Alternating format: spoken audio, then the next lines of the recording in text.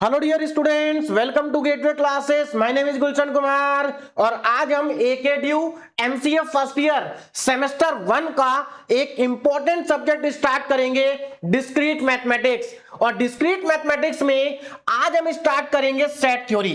Set theory के दो important topic हम आज के लेक्चर में कवर करेंगे, introduction to set and types of set. Lecture को स्टार्ट करने से पहले मैं आपको बता देता हूं कि गेटवे क्लासेस एप्लीकेशन पर एमसीए फर्स्ट ईयर के लिए बैच अवेलेबल है और क्लासेस स्टार्ट हो चुकी हैं। आप भी कोर्स में एनरोल करके अपनी पढ़ाई को स्टार्ट कर सकते हैं। एमसीए फर्स्ट ईयर के लिए दो टाइप के combo pack gateway Classes application पर अवेलेबल है। टाइप 1 के कॉम्बो पैक के अंदर आपको टोटल 10 सब्जेक्ट्स मिलेंगे, जिसमें 5 सब्जेक्ट सेम 1 के होंगे और 5 सब्जेक्ट्स सेम 2 के होंगे। और टाइप 2 के कॉम्बो पैक के अंदर आपको टोटल 5 सब्जेक्ट्स मिलेंगे सेम 1 के, और दोनों ही कॉम्बो पैक के अंदर आपको फुल सिलेबस के टॉपिक वाइज डिटेल लेक्चर्स मिलेंगे, पीडीएफ नोट्स मिलेंगे, वन शॉट रिवीजन वीडियो मिलेंगे, इंपॉर्टेंट क्वेश्चन मिलेंगे। अगर आपको कोर्स में एनरोल करने में कोई प्रॉब्लम आती है या किसी भी तरह की आपकी कोई क्वेरी है तो आप हेल्पलाइन नंबर पर कॉल कर सकते हैं। अब हम लेक्चर को स्टार्ट करते हैं और आज के लेक्चर में हम स्टार्ट करेंगे सेट थ्योरी। तो पहले हम ये समझ लेते हैं कि सेट क्या है, व्हाट इज सेट। तो बहुत सिंपल सी डेफिनेशन है सेट की, a well defined collection of distinct elements is called set. इसका मतलब यह है कि किसी भी कलेक्शन को हम सेट कह सकते हैं अगर वो कलेक्शन वेल डिफाइन हो और उस कलेक्शन के अंदर डिस्टिंक्ट एलिमेंट्स हो। तो हमें बस ये समझना है कि वेल डिफाइंड कलेक्शन कैसा होता है। तो एग्जांपल से समझ लेते हैं। यहां पर मैंने दो एग्जांपल लिखे हैं। फर्स्ट एग्जांपल है कलेक्शन ऑफ वॉवल्स। इसका मतलब यह है the collection of all vowels in English alphabet. अब किसी से भी अगर हम पूछें कि कलेक्शन ऑफ वॉवल्स क्या होगा तो सबका आंसर सेम होगा, और सबका आंसर क्या होगा, ए ई आई ओ यू। आप सब जानते हैं इंग्लिश अल्फाबेट में 5 वॉवल्स होते हैं और ये हमारे 5 वॉवल्स हैं। तो इसका मतलब ये है अगर हम वॉवल्स के कलेक्शन को किसी से भी पूछें तो सबका आंसर सेम होगा, और जहां पर सबका आंसर सेम होता है ऐसे कलेक्शन को हम वेल डिफाइंड कलेक्शन कहते हैं। तो इसका मतलब यह है कलेक्शन ऑफ वॉवल एक सेट है। बात समझ में आ रही है, क्योंकि ये हमारा वॉवल्स का कलेक्शन है और आप देख सकते हैं यहां पर कोई भी वॉवल्स रिपीट नहीं हो रहा है, डिस्टिंक्ट एलिमेंट्स है, मतलब डिफरेंट एलिमेंट है। तो ये हमारा क्या है, वॉवल्स का एक सेट है। बोलो बात समझ में आ रही है। इसी तरह के बहुत सारे एग्जाम्पल आप अपने मन में सोच सकते हैं, जैसे कि कलेक्शन ऑफ नेचुरल नंबर। तो वो भी क्या है, वेल डिफाइंड कलेक्शन है। तो हम नेचुरल नंबर के कलेक्शन को सेट कह सकते हैं। बात समझ में आ रही है, मतलब नेचुरल नंबर का जो कलेक्शन होता है वो सेट ही होता है। Similarly collection of odd natural number, collection of even number, collection of prime number, ये सब वेल डिफाइंड कलेक्शन है और इन सभी कलेक्शन में जो एलिमेंट्स होते हैं वो डिफरेंट होते हैं। तो ये वेल डिफाइंड कलेक्शन है और इन सबको हम क्या कह सकते हैं, सेट कह सकते हैं। जैसे मैंने यहां पर सेट के दो एग्जांपल लिखे हैं, एक तो वॉवल्स हो गया और एक एग्जांपल ऊपर लिखा है। तो ये क्या है, collection of odd natural number less than 10। आप यहां पर देख सकते हैं ये ऑड नेचुरल नंबर है और लेस देन 10 है, 1 से लेके 9 है ना, 1 3 5 7 9। तो ये ऑड नेचुरल नंबर है लेस देन 10। तो ये भी क्या है, वेल डिफाइंड कलेक्शन है, इसको भी हम सेट कह सकते हैं। ये भी क्या है, एक सेट है। बात समझ में आ गई। अब एक और एग्जांपल यहां पर लिखा है, collection of best book. Collection of best book. अब बुक्स मैथ्स की हो सकती हैं, फिजिक्स की हो सकती हैं, केमिस्ट्री की हो सकती हैं या किसी और सब्जेक्ट की हो सकती हैं। लेकिन क्या बुक्स का जो कलेक्शन होगा क्या वो वेल डिफाइन होगा? तो ये कलेक्शन वेल डिफाइन नहीं होगा, क्योंकि इसमें सबका आंसर अलग अलग हो सकता है। भाई सबके अकॉर्डिंग बेस्ट बुक्स अलग अलग हो सकती हैं। तो ये जो कलेक्शन है ये वेल डिफाइंड कलेक्शन नहीं है। अगर ये वेल डिफाइंड कलेक्शन नहीं है तो इसका मतलब ये सेट भी नहीं है। बोलो बात समझ में आ रही। ऐसे और भी बहुत सारे एग्जांपल आप अपने मन में सोच सकते हैं, जैसे कि top 3 batsman in the world. तो यहां पर भी सबका आंसर अलग अलग होगा भाई, सबके अकॉर्डिंग टॉप बैट्समैन अलग अलग हो सकते हैं, है ना, टॉप बैट्समैन अलग अलग हो सकते हैं। या अगर आपसे पूछा जाए कि best actor in the Bollywood, तो यहां पर भी क्या होगा, सबका आंसर अलग अलग होगा। तो इस तरह के जो कलेक्शन होते हैं वो वेल डिफाइंड कलेक्शन नहीं होते हैं, और जो कलेक्शन वेल डिफाइंड नहीं है उसको हम सेट नहीं कहते हैं। तो अब आपको यहां से क्लियर हो गया होगा कि सेट क्या होता है ना, व्हाट इज सेट। तो सेट की डेफिनेशन आपको अब समझ में आ गई होगी। नाउ अब हम यहां पर देखेंगे how to write a set, set को लिखते कैसे हैं। तो ध्यान दीजिएगा, how to write a set. तो अगर आप सेट लिखने जा रहे हैं तो लेफ्ट हैंड साइड में आपको सेट का नाम लिखना पड़ेगा। लेफ्ट हैंड साइड में हम क्या लिखते हैं, सेट का नाम।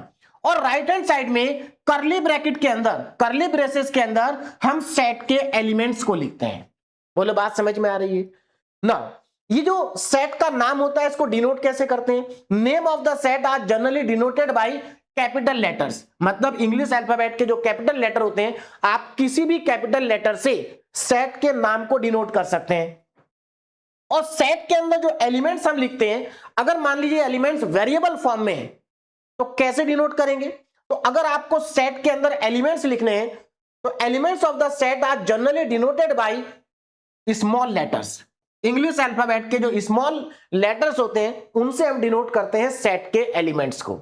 बोलो बात समझ में आ गई। तो अब आपको यह समझ में आ गया होगा कि सेट को लिखते कैसे हैं। अब देखो यहां पर दो एग्जांपल है सेट के, ए और बी। यहां पर सेट ए गिवन है और ये सेट बी गिवन है। बोलो बात समझ में आ रही। ये सेट तो आपको समझ में आ रहा है कि ये क्या है, सेट ऑफ नेचुरल नंबर है लेस देन 6। यहां पर 1 से लेके 5 तक के नेचुरल नंबर है, तो हम कह सकते हैं collection of natural number less than 6। तो ये हमारा क्या, वेल डिफाइंड कलेक्शन है, ये हमारा सेट है। अच्छा, इसके नीचे एक और सेट लिखा है और ये दोनों के दोनों सेट एग्जैक्टली सेम है, कोई डिफरेंस नहीं है इन दोनों में। डिफरेंस किस चीज का है, डिफरेंस है रिप्रेजेंटेशन का। इसके रिप्रेजेंटेशन अलग है और इसका रिप्रेजेंटेशन अलग है। इसका मतलब हमें सेट को रिप्रेजेंट करना भी आना चाहिए। अब सेट को रिप्रेजेंट करने के हमारे पास टोटल 4 मेथड होते हैं। 4 मेथड होते हैं जिसमें से 3 मेथड इंपॉर्टेंट है। कौन कौन से हैं, ध्यान दीजिएगा। देखो, सेट को रिप्रेजेंट करने का फर्स्ट मेथड होता है रोस्टर फॉर्म, जिसको हम टेबुलर फॉर्म भी कहते हैं। सेकंड मेथड है सेट बिल्डर फॉर्म, जिसको हम रूल मेथड भी कहते हैं, और ये दोनों के दोनों बहुत इंपॉर्टेंट है। इसके बाद थर्ड मेथड आता है स्टेटमेंट फॉर्म, जो इंपॉर्टेंट नहीं है, उसको यूज नहीं करते हैं। और फोर्थ मेथड होता है Venn diagram, again very important, और वेन डायग्राम को हम आगे जाकर के पढ़ेंगे। अभी हम सेट को रिप्रेजेंट करने के 2 इंपॉर्टेंट मेथड पढ़ेंगे, रोस्टर फॉर्म और सेट बिल्डर फॉर्म। अब इन दोनों को समझ लेते हैं, ध्यान दीजिएगा, बहुत आसान है, एग्जाम्पल से समझेंगे। पहले बात करते हैं रोस्टर फॉर्म। अगर आपको किसी भी सेट को रोस्टर फॉर्म में लिखना है तो कैसे लिखेंगे, बहुत आसान है। लेफ्ट हैंड साइड में सेट का नाम लिखेंगे, राइट हैंड साइड में करली ब्रैकेट के अंदर आप सेट के एलिमेंट्स लिखेंगे और एलिमेंट्स के बीच में कॉमा लगाएंगे। जैसे यहां पर 2 4 6 8, देखो सेट के अंदर जो हम नंबर्स लिखते हैं ना, उनको हम एलिमेंट्स कहते हैं या मेंबर ऑफ द सेट भी कहते हैं। तो रोस्टर फॉर्म में हम करली ब्रैकेट के अंदर एलिमेंट्स लिखेंगे और उनके बीच में कॉमा लगा देंगे। तो इस फॉर्म को हम कहते हैं रोस्टर फॉर्म। जहां पर हम एलिमेंट्स को कॉमा लगा के लिखते हैं उस फॉर्म को रोस्टर फॉर्म कहा जाता है। तो ये भी हमारी रोस्टर फॉर्म है, ये भी हमारी रोस्टर फॉर्म है, ये भी रोस्टर फॉर्म है, ये भी रोस्टर फॉर्म है और ये भी रोस्टर फॉर्म है। बोलो बात समझ में आ रही है। अब यहां पर एक इंपॉर्टेंट नोट करके पॉइंट लिखा हुआ है, देखिए क्या है, all infinite set can not be written in roster form. मतलब हम सभी इनफाइनाइट सेट को रोस्टर फॉर्म में नहीं लिख सकते। लेकिन यहां पर बहुत सारे स्टूडेंट को कंफ्यूजन रहता है, उनको लगता है कि हम रोस्टर फॉर्म में किसी भी इनफाइनाइट सेट को नहीं लिख सकते। ऐसा नहीं है, हम कुछ इनफाइनाइट सेट को रोस्टर फॉर्म में लिख सकते हैं लेकिन सबको नहीं लिख सकते। जैसे आप यहां पर देख सकते हैं, ये नेचुरल नंबर का सेट है और नेचुरल नंबर का जो सेट होता है वो इनफाइनाइट सेट होता है। लेकिन नेचुरल नंबर के सेट को हम रोस्टर फॉर्म में लिख सकते हैं इस तरह से, कुछ एलिमेंट स्टार्टिंग के कुछ एलिमेंट्स लिखेंगे और उसके बाद डैश डैश कर देंगे। तो स्टार्टिंग के कुछ एलिमेंट लिखेंगे कॉमा लगा के और उसके बाद डैश कर देंगे। तो ये इनफाइनाइट सेट है और इसको हम रोस्टर फॉर्म में लिख सकते हैं। सिमिलरली हम होल नंबर के सेट को रोस्टर फॉर्म में लिख सकते हैं, है ना। हम ऑड नेचुरल नंबर को रोस्टर फॉर्म में लिख सकते हैं, हम ऑड इवन नंबर को, मतलब नेचुरल इवन नंबर को रोस्टर फॉर्म में लिख सकते हैं। तो हम कुछ इनफाइनाइट सेट को रोस्टर फॉर्म में लिख सकते हैं, लेकिन सबको नहीं लिख सकते। कौन से ऐसे सेट है जिनको हम नहीं लिख सकते? जैसे रियल नंबर का सेट है, हम नहीं लिख सकते। रेशनल नंबर का सेट है, हम रोस्टर फॉर्म में नहीं लिख सकते। क्यों नहीं लिख सकते, अभी आपको समझ में आ जाएगा। पहले सेट बिल्डर फॉर्म की बात कर लेते हैं ना।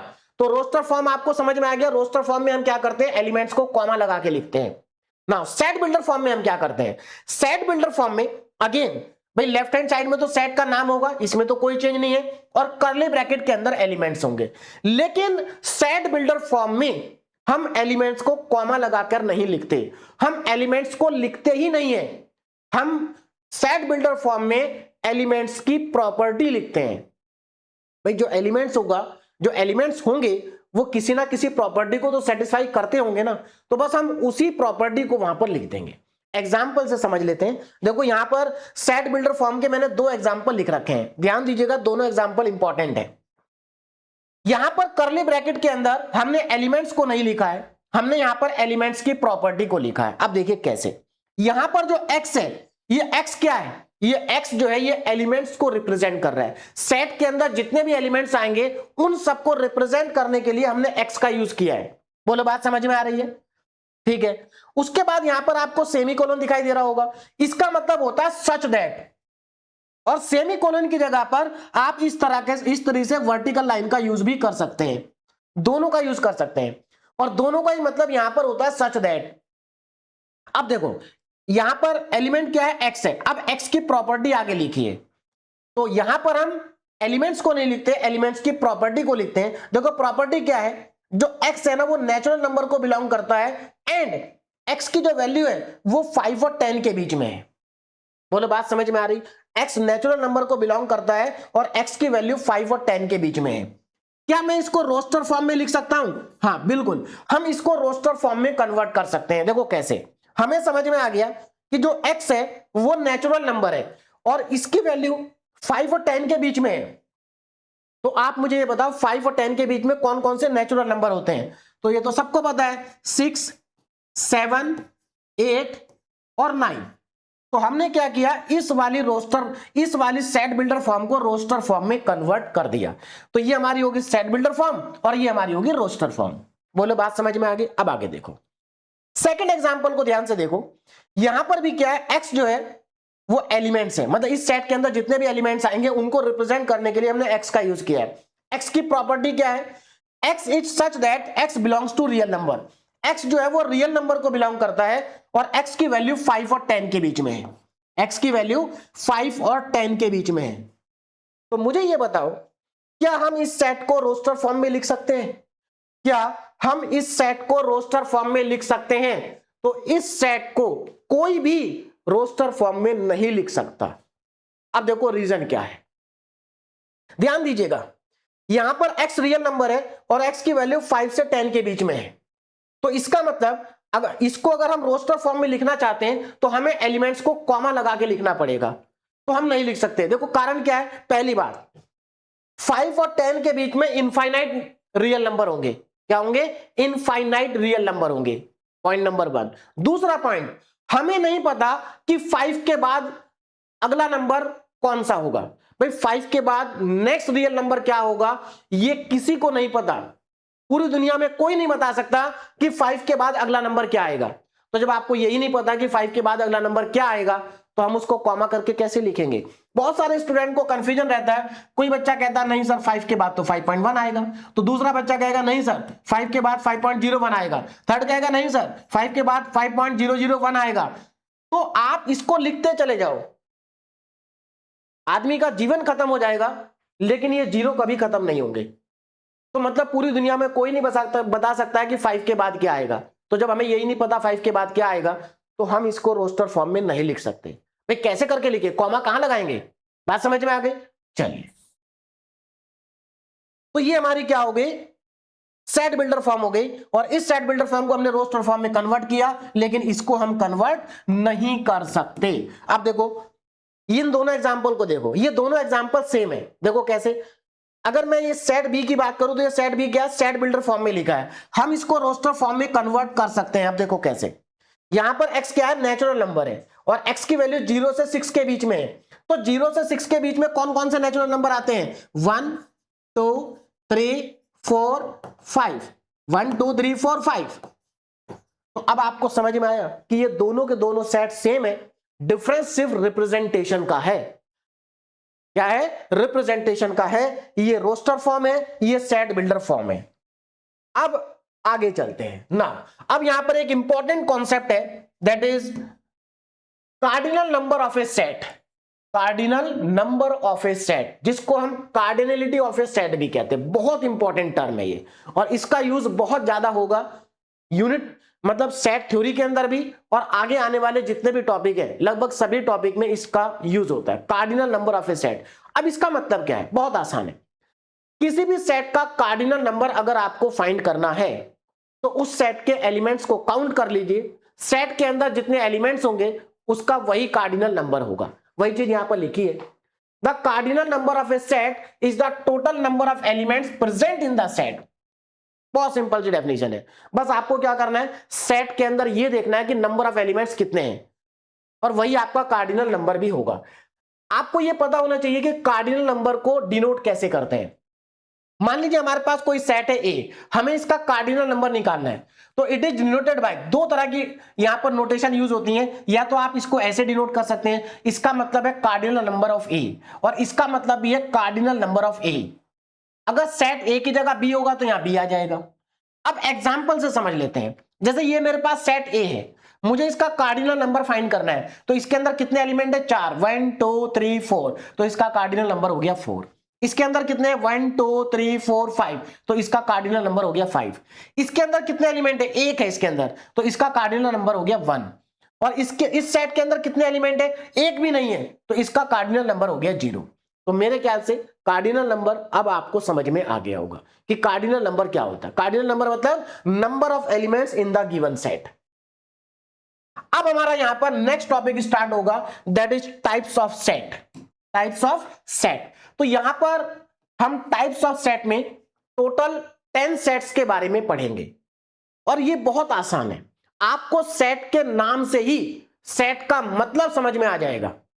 तो अगर आपको सेट के नाम से सेट का मतलब समझ में आ जाएगा तो इसका मतलब ये बहुत आसान टॉपिक है। ध्यान दीजिएगा कैसे ना। पहला सेट देखो यहां पर क्या आता है, पहला सेट है यहां पर एम्प्टी सेट, नल सेट या वॉइड सेट, तीनों का मतलब एक ही है, मतलब एक ही सेट के तीन नाम है। एम्प्टी सेट भी कह सकते हैं, नल सेट भी कह सकते हैं, वॉइड सेट भी कह सकते हैं।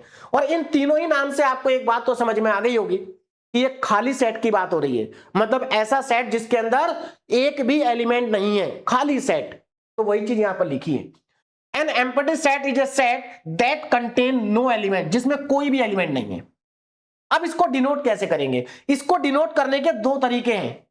एक तरीका तो ये है कि आप दो करली ब्रैकेट लगाएंगे और उनके अंदर कुछ भी नहीं लिखेंगे, तो इसका मतलब ये क्या है, नल सेट है, एम्प्टी सेट है, या कह सकते हैं वाइड सेट है।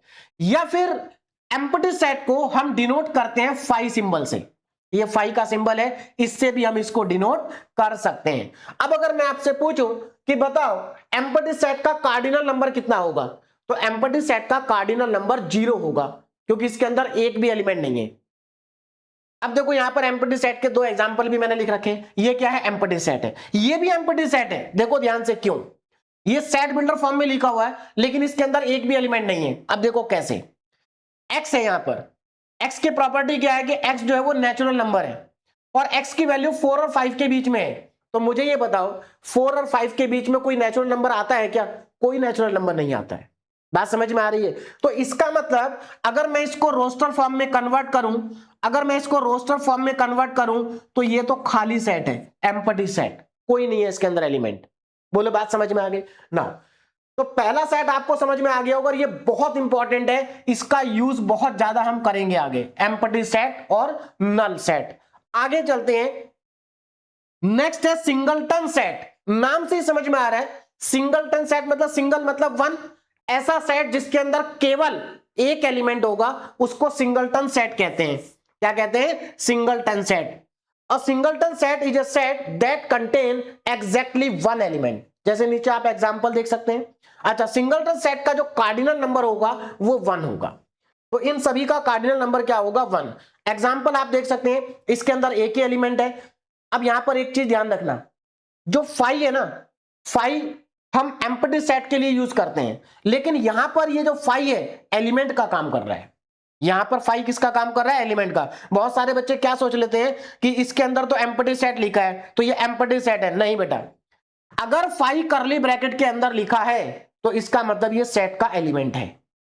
तो यहां पर ये हमारा सिंगलटन सेट है, इसके अंदर एक एलिमेंट है, इसके अंदर भी एक एलिमेंट है। अब देखो यहां पर करली ब्रैकेट के अंदर एक एम्प्टी सेट लिखा है, तो ये जो एम्प्टी सेट है ये एक्चुअल में अब सेट नहीं है, ये इस सेट का एलिमेंट है। बात समझ में आ गई? तो ये कैसा सेट है? सिंगलटन सेट है। इसका कार्डिनल नंबर भी 1 होगा, इसका कार्डिनल नंबर भी 1 होगा। इसमें 2 लिखा है, इसका कार्डिनल नंबर भी 2 होगा। अब देखो ये सेट बिल्डर फॉर्म है, लेकिन इसके अंदर भी एक ही एलिमेंट आएगा। ध्यान से देखो जरा कैसे। देखो यहां पर x की क्या प्रॉपर्टी है?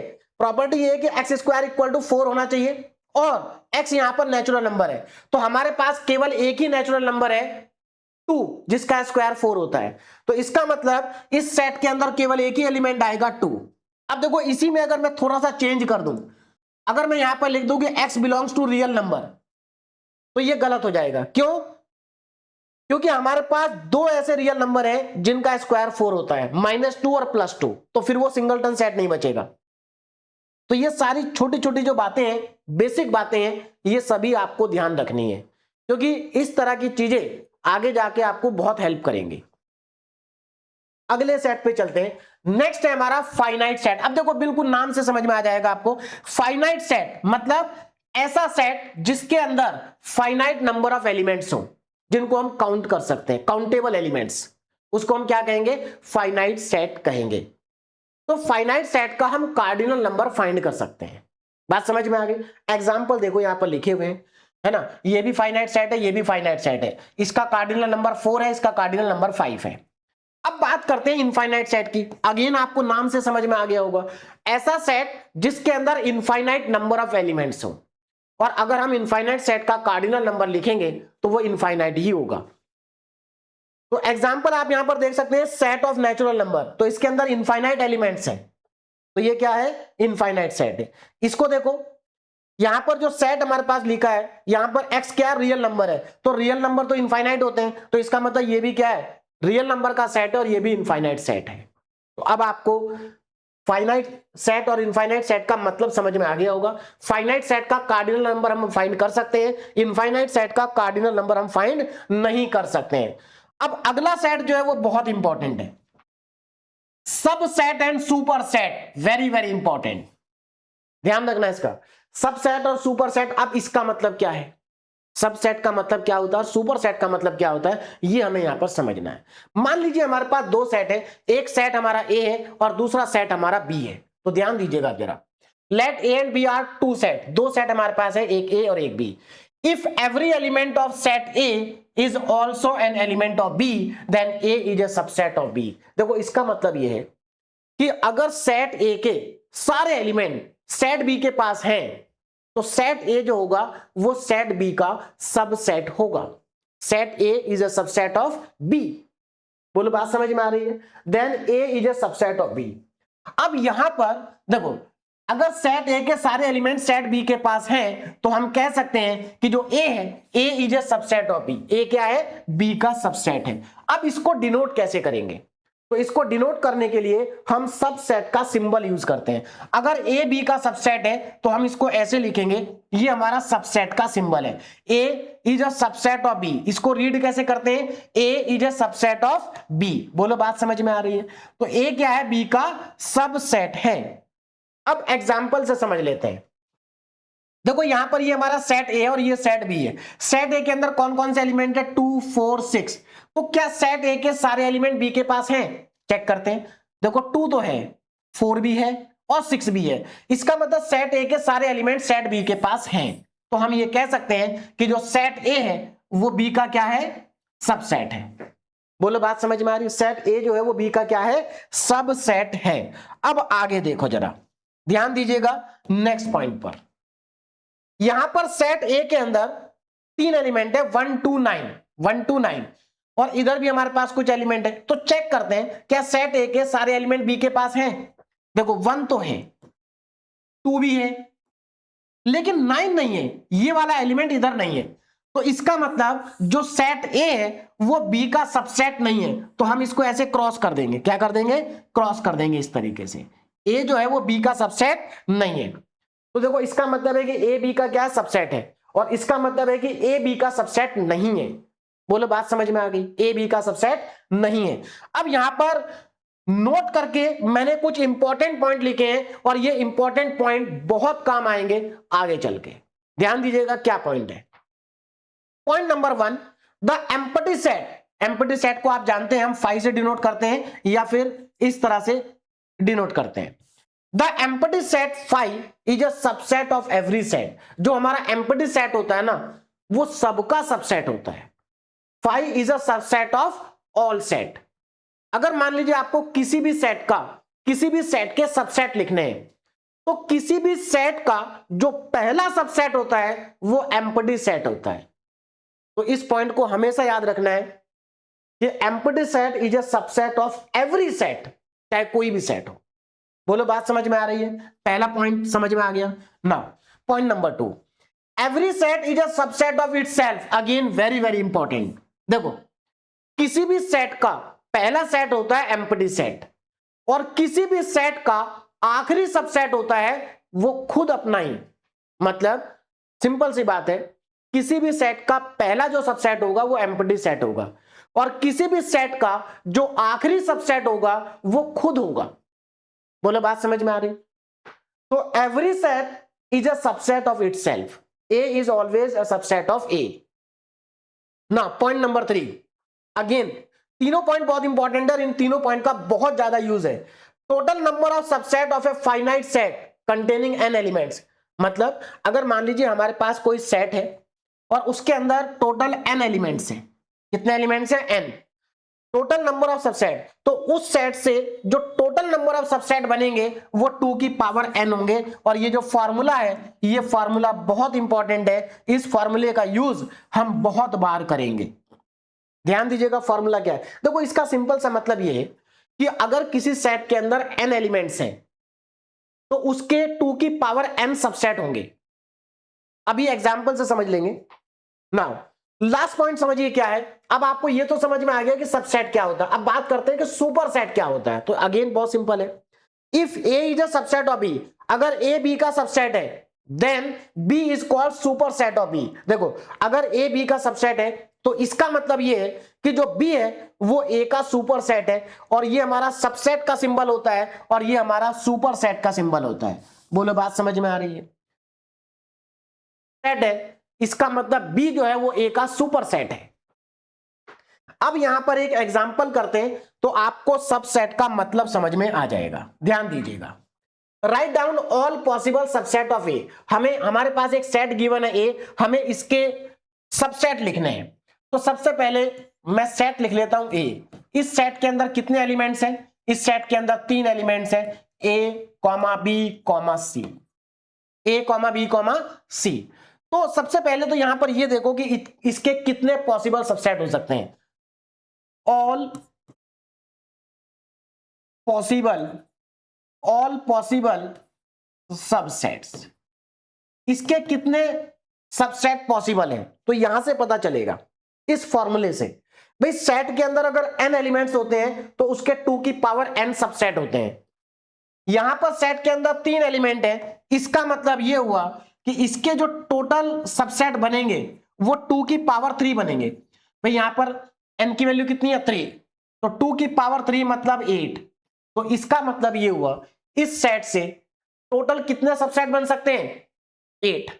कितने बन सकते हैं, 8। अब एक काम करते हैं, हम सभी सबसेट को यहां पर लिख लेते हैं। तो अब जरा ध्यान देना पॉइंट नंबर 1 पे। पॉइंट नंबर 1 क्या कहता है कि empty set is a subset of every set. जो एम्प्टी सेट होता है वो सभी का सबसेट होता है। तो इस सेट का जो पहला सबसेट होगा वो हमारा होगा एम्प्टी सेट। कौन सा होगा, एम्प्टी सेट। अब एम्प्टी सेट को आप 5 से भी लिख सकते हैं या केवल करली ब्रैकेट भी लगा सकते हैं। आगे देखो ना, तो पहला सबसेट इसका हो गया 5। अब यहां पर इसके अंदर 3 एलिमेंट है, तो यहां पर 3 ऐसे सबसेट बनेंगे जिनके अंदर एक एक एलिमेंट आएगा। तो एक सबसेट तो बन जाएगा ए से, देखो एक सबसेट ए से बन गया, एक हमारा बी से बनेगा, एक हमारा सी से बनेगा। क्लियर है? तीनों एलिमेंट से एक एक सेट बन गया। अब आगे देखो ना, अब यहां पर हमारे पास सबसेट बनेंगे दो दो के कॉम्बिनेशन में। तो एक सबसेट बन जाएगा ए कॉमा बी का, एक सबसेट बन जाएगा बी कॉमा सी का, बी कॉमा सी का, और एक सबसेट बन जाएगा ए कॉमा सी का, ए कॉमा सी का। बोलो बात समझ में आ रही है? तो ये दो दो एलिमेंट के सबसेट बन गए। देखो ये सब सबसेट है, आप देख सकते हैं ये हमारा ए कॉमा बी क्या इसका सबसेट है, क्योंकि ए और बी दोनों इसमें प्रेजेंट है। और एक आखिरी सबसेट क्या बनेगा, देखो क्या पॉइंट लिखा था, every set is a subset of itself. इसका मतलब ये सेट अपना भी तो सबसेट होगा, तो आखिरी जो सबसेट है इसका वो बनेगा ए कॉमा बी कॉमा सी, ए कॉमा बी कॉमा सी। अब एक बार काउंट करो कितने हो गए, 1 2 3 4 5 6 7 8, और 8 ही बनने चाहिए थे। तो अब आपको समझ में आ गया होगा कि किसी भी सेट के सबसेट कैसे लिखते हैं, बहुत आसान होता है। अगर मान लीजिए इसके अंदर 4 एलिमेंट है ए बी सी डी, तो कैसे लिखेंगे सबसेट? पहला सबसेट तो एम्प्टी सेट आएगा, उसके बाद 4 सेट बनेंगे एक एक एलिमेंट के, एक ए का, एक बी का, एक सी का, एक डी का। उसके बाद हम दो दो एलिमेंट के सबसेट बनाएंगे, जितने भी पॉसिबल होंगे, दो दो के पेयर बनाएंगे, है ना, दो दो के पेयर में सबसेट बनाएंगे। उसके बाद 3-3 के पेयर में सबसेट बनाएंगे, और उसके बाद एक आखिरी सबसेट बनेगा चारों का। तो अगर यहां पर 4 एलिमेंट्स होंगे तो 2 की पावर 4 मतलब 16 सबसेट बनेंगे। कितने बनेंगे? 16 सबसेट। तो अब आपको समझ में आ गया होगा कि सबसेट कैसे बनाते हैं। अब आगे चलते हैं। नाउ नेक्स्ट हमारे पास है इक्वल सेट। इक्वल सेट नाम से समझ में आ रहा है, मतलब यहां पर हमें यह बताना है कि दो सेट इक्वल कब होते हैं। तो ध्यान दीजिएगा, two set A and B are said to be equal if they contain exactly the same element. अगर दो सेट के अंदर एग्जैक्टली सेम एलिमेंट लिखे हुए हैं तो वो दोनों सेट आपस में इक्वल होंगे। बात समझ में आ गई? लेकिन जब हम क्वेश्चन सॉल्व करेंगे तो क्वेश्चन में कैसे प्रूव करेंगे कि दो सेट इक्वल हैं? तो अगर आपको क्वेश्चन में यह प्रूव करना है कि दो सेट इक्वल है, तो इसको प्रूव करने के लिए आप इस लाइन का यूज करेंगे। देखो इस लाइन का आप यूज कर सकते हैं दो सेट को इक्वल प्रूव करने के लिए। देखो लाइन क्या है, अगर ए बी का सबसेट है और हम ये प्रूव कर दें कि बी ए का सबसेट है, तो इसका मतलब ए इक्वल टू बी होगा। भाई सिंपल सी बात है, अगर ए बी का सबसेट है और बी ए का सबसेट है, तो इसका मतलब ए और बी दोनों बराबर है, दोनों सेम सेट है, तभी ऐसा हो सकता है, नहीं तो ऐसा पॉसिबल नहीं है। बोलो बात समझ में आ रही है? तो अगर दो सेट को इक्वल प्रूव करना है तो हमें क्या प्रूव करना पड़ेगा कि ए बी का सबसेट है और बी ए का सबसेट है, बात खत्म। जैसे यहां पर आप देख सकते हैं ये दो सेट लिखे हुए हैं, तो यहां पर दोनों सेट के अंदर एग्जैक्टली सेम एलिमेंट है, तो इसका मतलब दोनों सेट क्या इक्वल है। और आप यहां पर अगर चेक करोगे तो देखो ए जो है वो बी का सबसेट है, क्योंकि ए के सारे एलिमेंट बी के पास है, और जो बी है वो ए का सबसेट है। क्यों? क्योंकि बी के सारे एलिमेंट ए के पास है, तो इसका मतलब ये दोनों क्या है, बराबर है। अगला देखो नेक्स्ट, इक्विवेलेंट सेट। अब इसका मतलब क्या? इक्विवेलेंट सेट, देखो नाम से ही समझ में आ रहा है, ऐसे सेट, ऐसे दो सेट जिनके अंदर सेम नंबर ऑफ एलिमेंट्स लिखे हुए हैं, मतलब दो ऐसे सेट जिनका कार्डिनल नंबर सेम है, उनको हम इक्विवेलेंट सेट कहते हैं। तो इक्विवेलेंट सेट में कार्डिनल नंबर सेम होना चाहिए और इक्वल सेट में एलिमेंट सेम होने चाहिए। बात समझ में आ गई? दोनों में डिफरेंस समझ में आ गया? देखो two set A and B are said to be equivalent set if they contain the same number of elements. देखो यहां पर सेम नंबर ऑफ एलिमेंट्स है और वहां पर एग्जैक्टली सेम एलिमेंट्स है, दोनों में डिफरेंस है। यहां पर कार्डिनल नंबर की बात हो रही है और वहां पर एलिमेंट्स की बात हो रही है। तो अगर दो सेट का कार्डिनल नंबर सेम है तो इसका मतलब वो इक्विवेलेंट सेट है। जैसा आप यहां पर देख सकते हैं सेट ए और सेट बी, ये दोनों सेट आपस में इक्वल नहीं है लेकिन इक्विवेलेंट है। क्यों? क्योंकि दोनों में 4-4 एलिमेंट है, दोनों का कार्डिनल नंबर सेम है। और इक्विवेलेंट सेट को डिनोट करते हैं हम इस तरह से, ये इक्विवेलेंट का सिंबल है। आगे चलते हैं, नेक्स्ट सेट हमारे पास है प्रॉपर और इम्प्रॉपर सबसेट।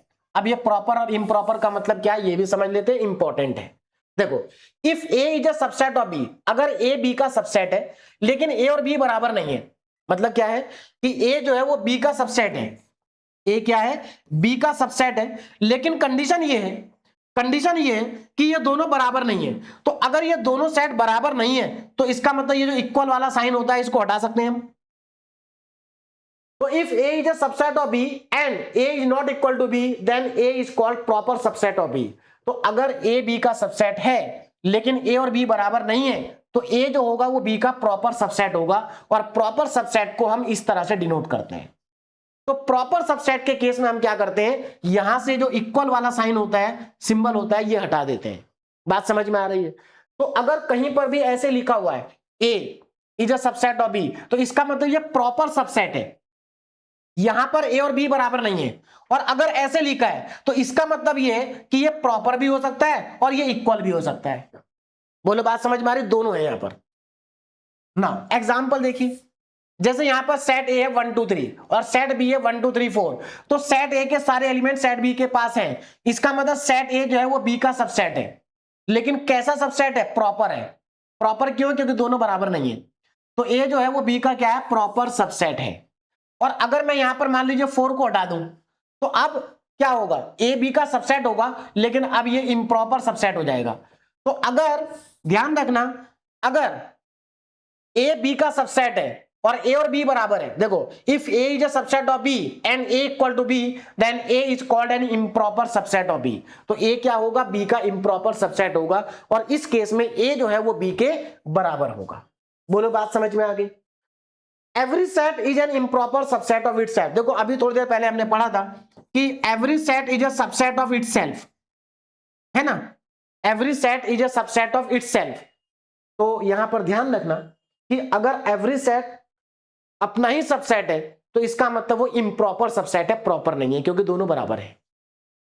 तो ये पॉइंट भी आपको समझ में आ गया होगा। नाउ नेक्स्ट हमारे पास है power set, and again very very important, बहुत ज्यादा इंपॉर्टेंट है। इसके ऊपर बेस्ड क्वेश्चन यूनिवर्सिटी एग्जाम में पूछे जाते हैं, पावर सेट के ऊपर बेस्ड। अब ये पावर सेट है क्या? ध्यान दीजिएगा, पावर सेट क्या है? देखो अगर आपको किसी भी सेट का पावर सेट कैलकुलेट करना है तो सबसे पहले आप क्या करेंगे? उस सेट के सबसेट लिखेंगे। क्या करेंगे? सेट के सबसेट लिखेंगे, और सभी सबसेट का जो सेट होगा उसको कहेंगे पावर सेट। तो एक्चुअल में पावर सेट क्या है? Power set is the set of all subset. जैसे देखो यहां पर डेफिनेशन में वही लिखा है, the power set of a set A is the set of all possible subset of A. मान लीजिए हमारे पास एक सेट है ए, हमें उसका पावर सेट निकालना है, तो डिनोट कैसे करेंगे? इस तरह से। इसका मतलब है पावर सेट ऑफ ए, या फिर ऐसे भी डिनोट कर सकते हैं लेकिन इसका यूज ज्यादा होता है। तो ये तो होगी नोटेशन। तो अगर आपको किसी भी सेट का पावर सेट निकालना है तो किसी भी सेट का जो पावर सेट होता है वो सब सेट का सेट होता है। एग्जाम्पल से समझ लेते हैं, ज्यादा समझ में आएगा। यहां पर एक एग्जाम्पल है, इससे आपको क्लियर हो जाएगा। हमें क्या करना? Write down the power set of A. हमें इस सेट का पावर सेट लिखना है, मैंने ऑलरेडी सॉल्व कर रखा है, आपको आसानी से समझ में आ जाएगा। तो अगर हमें इसका पावर सेट लिखना है तो सबसे पहले हम क्या करेंगे? सबसे पहले हम इस सेट के सबसेट लिखेंगे। तो सेट ए के कितने सबसेट होंगे? सबसेट ऑफ सेट ए, तो इसके सबसेट होंगे 2 की पावर 3, क्योंकि 3 एलिमेंट है भाई, इसके अंदर कितने एलिमेंट्स है? 3, 1 2 3, तो 2 की पावर 3 8 होंगे। इसके कितने सबसेट होंगे? 8 होंगे। अब हमें 8 के 8 सबसेट यहां पर लिखने हैं। किसी भी सेट का जो पहला सबसेट होता है वो एम्प्टी सेट होता है, तो ये हमारा एम्प्टी सेट है। उसके बाद 3 सेट बनेंगे इन तीनों एलिमेंट से, तो पहले में इसमें 1 आएगा। क्या आएगा? यहां पर 1 आएगा। बोले बात समझ में आ रही? यहां पर 1 आएगा। तो पहला जो सबसेट है वो एम्प्टी सेट है। इस एम्प्टी सेट की जगह पर आप 5 भी लिख सकते हैं, इसकी जगह पर आप 5 भी लिख सकते हैं। तो पहला सेट हो गया हमारा एम्प्टी सेट। उसके बाद 3 सेट तीनों एलिमेंट से बन गए।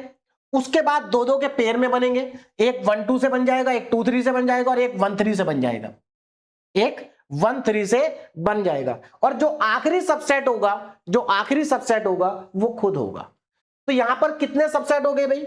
1 2 3 4 5 6 7 8। तो इसका मतलब 8 सबसेट हमारे बन चुके हैं, और इन सभी सेट का जो सेट होगा वो होगा पावर सेट। तो अगर आप इन सभी को एक सेट के अंदर लिख दें, देखो यहां पर एक सेट के अंदर मैंने सबको लिख दिया जितने भी सबसेट थे, तो ये हमारा बन गया पावर सेट। तो तो अब आपको क्लियर हो गया होगा कि पावर सेट क्या होता है। तो power set is the set of all subset. और पावर सेट के अंदर कितने एलिमेंट आएंगे? अगर आपसे पूछा जाए कि पावर सेट का कार्डिनल नंबर क्या होगा, तो देखो पावर सेट का जो कार्डिनल नंबर होगा ना, वो नंबर ऑफ सबसेट के बराबर होगा। और नंबर ऑफ सबसेट कितने होते हैं? 2 की पावर n। तो पावर सेट का जो कार्डिनल नंबर होता है, देखो अगर मान लीजिए किसी सेट में m नंबर ऑफ एलिमेंट्स हैं, तो पावर सेट का जो कार्डिनल नंबर होगा वो 2 की पावर m होगा, क्योंकि इसके जो नंबर ऑफ सबसेट होंगे वो 2 की पावर m होंगे। तो अब आपको समझ में आ गया होगा कि पावर सेट का जो कार्डिनल नंबर होता है, पावर सेट का जो कार्डिनल नंबर होता है वो होता है 2 की पावर n। बोलो बात समझ में आ रही है? एक और चीज हमेशा याद रखना कि सेट के अंदर जब हम एलिमेंट्स लिखते हैं तो सेट के अंदर एलिमेंट्स का ऑर्डर इंपॉर्टेंट नहीं होता है। स्टार्टिंग में एक्चुअल में एक पॉइंट लिखा था, मैं वहां पर आपको बताना भूल गया, एक बार आपको बता देता हूं स्टार्टिंग में ही। देखो जब हमने सेट को डिफाइन किया था तो यहां पर एक इंपॉर्टेंट पॉइंट हमारा छूट गया। सेट के अंदर एक और प्रॉपर्टी होती है, order of element does not matter. Set के अंदर एलिमेंट्स का जो ऑर्डर होता है वो मैटर नहीं करता। मतलब आप एलिमेंट्स को आगे पीछे लिख सकते हैं, इससे कोई फर्क नहीं पड़ता है। बोलो बात समझ में आ रही है? कोई भी फर्क नहीं पड़ता है। एक और क्वेश्चन यहां पर सॉल्व करते हैं, ध्यान दीजिएगा। क्वेश्चन क्या है? Express the power set of each of this set. मतलब हमें इनका पावर सेट लिखना है। तो देखो इनका पावर सेट कैसे लिखेंगे, ध्यान दीजिएगा।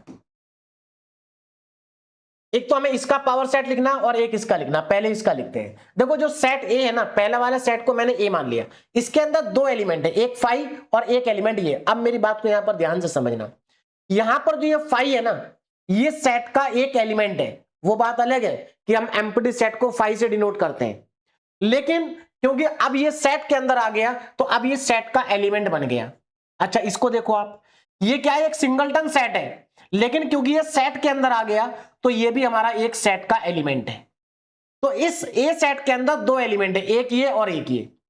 तो अगर इसके अंदर 2 एलिमेंट है तो इसके कितने सबसेट बनेंगे? 2 की पावर 2 मतलब 4 बनेंगे। तो अब हम यहां पर 4 सबसेट को लिखेंगे। किसी भी सेट का जो पहला सबसेट होता है वो होता है एम्प्टी सेट 5। तो इसका जो पहला सबसेट होगा वो 5 होगा। लेकिन यहां पर बच्चों को एक कंफ्यूजन हो जाता है कि ये जो 5 है क्या ये वाला एलिमेंट है? नहीं, ये जो 5 है ये वाला एलिमेंट नहीं है। ये वाला जो 5 है ये एम्प्टी सेट है। उसके बाद 2 सेट बनेंगे इन एलिमेंट से, एक सेट बनेगा इस एलिमेंट से, एक बनेगा इससे। तो इससे जो सेट बनेगा वो ये है और इससे जो सेट बनेगा वो ये है, और एक सेट ये खुद होगा, एक सेट ये खुद होगा। तो देखो 4 सबसेट हो गए, 1 2 3 4। अब हमें लिखना पावर सेट। तो इन चारों एलिमेंट को अगर आप किसी सेट के अंदर लिख देंगे तो ये पावर सेट बन जाएगा। बोलो बात समझ में आ गई? अब इस वाले एग्जांपल को देखो, दोनों एग्जांपल एग्जैक्टली सेम है, लेकिन यहां से आपको कॉन्सेप्ट और ज्यादा क्लियर होगा। देखो सेट बी के अंदर भी 2 एलिमेंट है, ए और बी, सॉरी एक ए है और एक है सिंगलटन सेट। अब हमें इसके पहले तो सबसेट लिखने हैं, तो यहां पर 2 एलिमेंट है तो इसके सबसेट होंगे 4। अब मुझे बताओ इसका पहला सबसेट क्या होगा? किसी भी सेट का पहला सबसेट होता है एम्प्टी सेट। तो अब आप यहां पर देख सकते हैं, यहां पर तो 5 नहीं लिखा ना, लेकिन फिर भी इसका पहला सेट क्या है? 5 है, एम्प्टी सेट। तो इसीलिए मैं कह रहा था कि ये वाला 5 ये वाला 5 नहीं है, ये तो एम्प्टी सेट है, वो एलिमेंट है। एक सेट बनेगा इससे और एक सेट बनेगा इससे, और एक सेट ये खुद होगा। तो ये 4 सबसेट हो गए। तो अब इनका अगर आपको पावर सेट लिखना है तो चारों को आप करली ब्रैकेट के अंदर लिख देंगे, तो ये हमारा क्या आ जाएगा? पावर सेट आ जाएगा। बोलो बात समझ में आ गई? अब यहां पर एक लास्ट सेट हमारे पास और बचा है, जिसको हम कहते हैं यूनिवर्सल सेट। नाम से ही समझ में आ रहा है, ऐसा सेट जिसके अंदर सारे एलिमेंट्स होंगे। लेकिन सारे एलिमेंट्स कौन से? मान लीजिए आप किसी प्रॉब्लम को स्टडी कर रहे हैं, किसी क्वेश्चन को आप सॉल्व कर रहे हैं, तो उस क्वेश्चन के अंदर जितने भी एलिमेंट्स हैं वो सारे एलिमेंट्स यूनिवर्सल सेट के अंदर आएंगे। तो यूनिवर्सल सेट एक ऐसा सेट होता है जिसके अंदर सारे एलिमेंट्स प्रेजेंट होते हैं जिनको आप स्टडी कर रहे हैं। या फिर आप इसको ऐसा भी इसको ऐसे भी डिफाइन कर सकते हैं कि मान लीजिए आपके प्रॉब्लम के अंदर 2 सेट है, तो उन दोनों सेट का जो सुपर सेट होगा वो यूनिवर्सल सेट होगा। तो वही चीज मैंने यहां पर लिखी है, ध्यान से देखो जरा। The universal set is the set of all possible elements under consideration, all possible elements under consideration in a particular discussion or problem। देखो बहुत बच्चे यूनिवर्सल सेट को यह समझ लेते हैं कि यूनिवर्सल सेट के अंदर दुनिया के सारे नंबर आ जाएंगे, ऐसा नहीं है। आप जिस प्रॉब्लम को स्टडी कर रहे हैं उस प्रॉब्लम के अंदर जितने एलिमेंट्स हैं वो सारे यूनिवर्सल सेट के अंदर आएंगे, या फिर जिस प्रॉब्लम को आप स्टडी कर रहे हैं उसके अंदर जितने भी सेट हैं उन सबका जो सुपर सेट होगा वो यूनिवर्सल सेट होगा। तो वही देखो ब्रैकेट में लिखा भी है, super set of all set under consideration. और यूनिवर्सल सेट को हम कैपिटल यू से डिनोट करते हैं, और इसको रिप्रेजेंट करने का तरीका क्या है, यूनिवर्सल सेट के लिए हम इस तरह से एक स्क्वायर का यूज करते हैं, रेक्टेंगुलर बॉक्स का यूज करते हैं, है ना। तो ये किसको डिनोट करता है, यूनिवर्सल सेट को। और जो हमारे सेट होते हैं उनको हम सर्कल से डिनोट करते हैं। तो आप यहां पर देख सकते हैं सेट ए के सारे एलिमेंट, सेट बी के सारे एलिमेंट यूनिवर्सल सेट के अंदर हैं। तो जो यूनिवर्सल सेट है वो सेट ए और सेट बी दोनों का सुपर सेट है। देखो यहां पर जो सेट ए है वो सबसेट है किसका, यूनिवर्सल सेट का, और प्रॉपर सबसेट है। मैं प्रॉपर भी लिख देता हूं, अगर आप यहां पर ऐसे भी लिख देंगे कोई दिक्कत नहीं है। और जो बी है वो भी क्या है, प्रॉपर सबसेट है यूनिवर्सल सेट का। क्यों, क्योंकि सेट ए के सारे एलिमेंट यूनिवर्सल सेट के पास हैं। भाई यूनिवर्सल सेट के अंदर तो सारे एलिमेंट है, 1 2 3 5 6 4 8 सब है। तो सेट ए जो है वो universal set a universal set का सबसेट है, और बी भी यूनिवर्सल का क्या है, सबसेट है। और जो यूनिवर्सल सेट है वो इन दोनों का सुपर सेट है। तो अब आपको समझ में आ गया होगा कि यूनिवर्सल सेट क्या होता है। क्लियर है। अब इसके आगे हम स्टार्ट करेंगे ऑपरेशन ऑन सेट अगले लेक्चर में। यहां पर कुछ मैंने स्टैंडर्ड सेट की नोटेशन लिखी हुई है जो आपको पता होना चाहिए। जैसे सेट ऑफ नेचुरल नंबर, इसको हम कैपिटल एन से डिनोट करते हैं। Set of whole number capital W से डिनोट करते हैं, और होल नंबर 0 से स्टार्ट होते हैं। सेट ऑफ इंटीजर को कैपिटल जेड या कैपिटल आई से डिनोट करते हैं। सेट ऑफ पॉजिटिव इंटीजर को जेड के ऊपर पॉजिटिव साइन लगाते हैं या फिर आई के ऊपर पॉजिटिव साइन लगाते हैं। सेट ऑफ रेशनल नंबर को कैपिटल क्यू लिखते हैं। Set of positive rational number को क्यू के ऊपर पॉजिटिव लगाते हैं। सेट ऑफ रियल नंबर को कैपिटल आर से डिनोट करते हैं, और set of positive real number को आर के ऊपर पॉजिटिव साइन लगाते हैं। बोलो बात समझ में आ रही है। तो ये इंपॉर्टेंट नोटेशन है जो आपको याद होनी चाहिए। क्लियर है। अब यहां पर डीपीपी के अंदर दो सिंपल से क्वेश्चन मैंने आपको दिए हैं। पहला क्वेश्चन है right down the power set. आपको इसका पावर सेट लिखना है, तो आप पावर सेट लिख सकते हैं। मैं आपको बता चुका हूं पावर सेट कैसे लिखते हैं। Find the power set of each of this set, और इनके भी आपको पावर सेट ही लिखने। पावर सेट इंपॉर्टेंट है, पावर सेट के जो क्वेश्चन है वो एक बार प्रैक्टिस कर लेना। तो यहां पर हमारा आज का जो लेक्चर है वो कंप्लीट हो गया, और आज के लेक्चर में हमने सेट थ्योरी का बेसिक्स कवर किया और टाइप्स ऑफ सेट कवर किया। अब एक बार फिर से मैं आपको बता देता हूं कि गेटवे क्लासेस एप्लीकेशन पर एमसीए फर्स्ट ईयर के लिए बैच अवेलेबल है और क्लासेस स्टार्ट हो चुकी हैं। आप कोर्स में एनरोल करके अपनी पढ़ाई को स्टार्ट कर सकते हैं। एमसीए फर्स्ट ईयर के लिए 2 टाइप के कॉम्बो पैक अवेलेबल है। फर्स्ट टाइप का जो कॉम्बो पैक है उसके अंदर आपको 10 सब्जेक्ट्स मिलेंगे, जिसमें से 5 सब्जेक्ट सेम 1 के होंगे और 5 सब्जेक्ट सेम 2 के होंगे। और जो टाइप 2 का कॉम्बो पैक है इसके अंदर आपको 5 सब्जेक्ट्स मिलेंगे सेम 1 के। दोनों ही कॉम्बो पैक में आपको फुल सिलेबस के टॉपिक वाइज वीडियो लेक्चर मिलेंगे, पीडीएफ नोट्स मिलेंगे, 1 शॉट रिवीजन वीडियो मिलेंगे, इंपॉर्टेंट क्वेश्चन मिलेंगे। अगर किसी भी स्टूडेंट को एनरोल करने में कोई प्रॉब्लम आती है या किसी भी तरह की कोई क्वेरी है तो आप हेल्पलाइन नंबर पर कॉल कर सकते हैं। 2 हेल्पलाइन नंबर यहां पर आपको दिए गए हैं। तो इस लेक्चर को आप कंप्लीट कर लेना, इसके क्वेश्चंस एक बार प्रैक्टिस कर लेना। अगले लेक्चर में हम ऑपरेशन पढ़ेंगे सेट के ऊपर, और अगले लेक्चर में हमारा सेट थ्योरी जो है वो कंप्लीट हो जाएगा। Okay, thank you very much.